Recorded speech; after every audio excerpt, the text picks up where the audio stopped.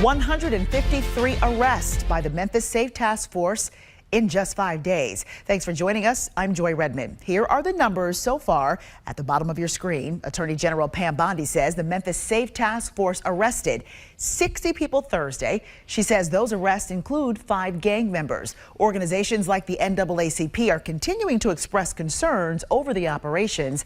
Action News 5's Michaela Redmond has more on the message they're sharing with residents.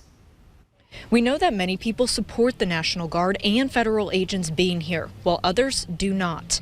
The message coming out of the press conference was that forces are here, and residents need to know their rights and be prepared. This is a sad conversation to have, that you're trying to stay alive over a traffic stop. So what I want to say is be cautious and all of that, but also live your conscience. I refuse to be afraid that way. I'm not going to dodge eye contact with a law enforcement official. I'm not going to not assert myself. And if that gets me on the ground or death, I'm not making anybody a coward because they don't.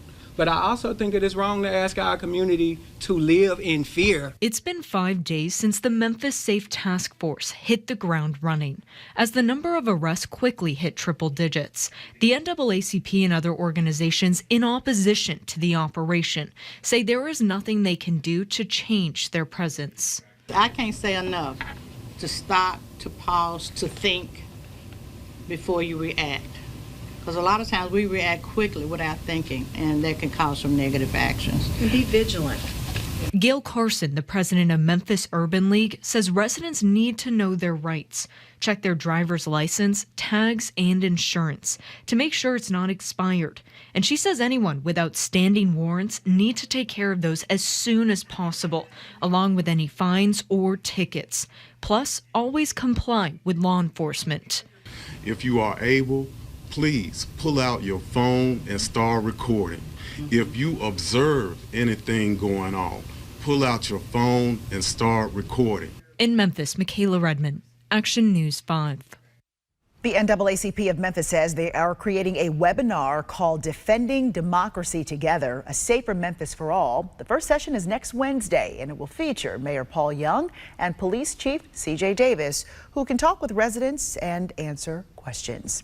So now to this, a lot of folks have noticed a helicopter flying around overnight, including last night. Take a look. Tennessee Highway Patrol has flown its helicopter in and around Memphis, we're told, overnight on a consistent basis every weekend, going back to September 11th. Data from FlightAware, that's a flight tracking system, shows it taking 90-minute to 2-hour flights around Shelby County the last 3 Fridays. So it flies in from Huntington and makes stops at both Charles W. Baker and General DeWitt Spain airports.